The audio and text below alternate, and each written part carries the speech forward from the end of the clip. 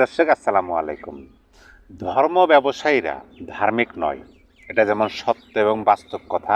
আমি একটা ভিডিও দেখলাম, সেই ভিডিওতে ছোট্ট ছোট্ট বাচ্চারা এই 8-9 বছর বা সর্বোচ্চ 2-1 জনের বয়স 10-12 বছর হতে পারে, এরকম 5-7 জন ছেলে মেয়ে মিলে একটা ভিডিও বানাইছে এবং সেটা সোশ্যাল মিডিয়াতে আপলোড দিছে। সেই ভিডিওটা মিলিয়ন মিলিয়ন ভিউ, বাংলা ভাষার ভিডিও, ওটা কোনো বৈদেশিক ভিডিও না। সেই ভিডিওর যে মূল প্রতিপাদ্য ছিল, বিষয় ছিল, সেই বিষয়টা আমি মানে দেখার পর ওই ভিডিওটা একদম স্পষ্ট হয়ে গেল আমার কাছে যে যারা ধর্ম ব্যবসায়ী, যারা ধর্ম কিনে ব্যবসা করে অর্থ উপার্জন করে, তারা প্রকৃতপক্ষে ধার্মিক নয়। ওই ভিডিওর মূল প্রতিপাদ্য ছিল, প্রথমে একজন সামনে যে আছে এভাবে সারিবদ্ধ মানে এলোমেলোভাবে, কিন্তু ক্যামেরার মধ্যে সবাই উপস্থিত আছে। তারা একটা সিম বাগানের মধ্যে, ওই যে কয় না আনাস, গ্রামের ভাষায় কয় আনাস, আনাসের জাংলা, এরকম সিম গাছের মধ্যে দাঁড়িয়ে আছে। সেখান থেকে তারা বলতেছে একের পর এক যে আলোচনা সভা, অর্থাৎ ওয়াজ মাহফিলের যে প্যান্ডেল থাকে, কোনো ওয়াজ মাহফিল হলে যে প্যান্ডেল থাকে, প্যান্ডেলের নিচের যে অংশটুকু বসার জন্য খেয়ার পাইরা দেয় এবং সামনে একটা স্টেজ থাকে। ওই প্যান্ডেলের কিন্তু অধিকাংশ বক্তায় ওয়াজের মধ্যে বলে বা বলতে চেষ্টা করে যে এটা হলো জান্নাতের বাগান, এটা হলো জান্নাতের বাগান।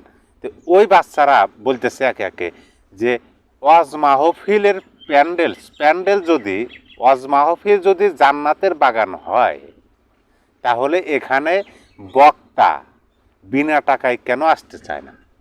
বা এই বাগানের মধ্যে, জান্নাতের বাগানের মধ্যে বক্তা টাকা ছাড়া কেন আসে না, হাদিয়া ছাড়া কেন আসে না?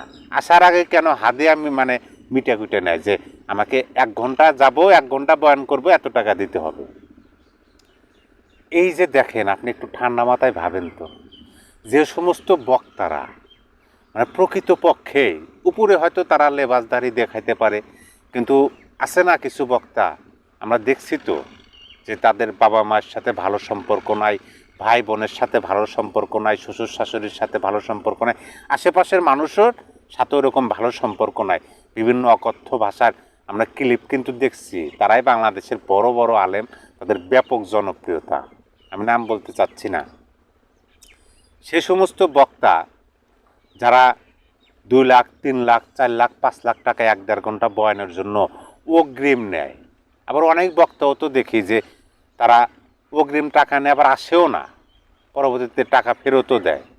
তো এই যে টাকাটা নিয়ে তারা জান্নাতের বাগানের মধ্যে এসে 2-4টা কথা বলে, 1 ঘন্টা 1.5 ঘন্টা কথা বলে চলে যায়। এতে কে বুঝলো, কে না বুঝলো, কে সঠিক বুঝলো, কে ভুল বুঝলো, ওটা তার প্রতিপাদ্য বিষয় না।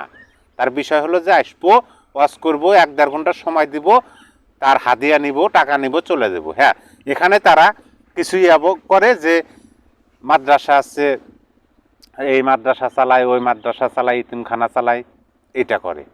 কিন্তু যারা প্রকৃত পক্ষে, যাদের লক্ষ্যটা ওইটা যে আমি ওয়াজ করবো, ওয়াজ করে আমার যে অর্থ, আমি ওই অর্থ নিব, অর্থের জন্য আমি ওয়াজ করবো, আমি কি 1 ঘন্টা ওই জায়গায় বয়ান দেবো, আমার সময়ের দাম নাই, আমি ওই 1 ঘন্টার অর্থ আমি নিব। আমার মনে হয় সেই সমস্ত মানে তাদেরকে ধর্ম ব্যবসায়ী বলা যায়। আর ওই সমস্ত ব্যবসায়ীর প্রকৃত পক্ষে প্রকৃত ধার্মিক নয়, এটাই বাস্তবতা। সবাই ভালো থাকবেন, সুস্থ থাকবেন, আল্লাহ হাফেজ।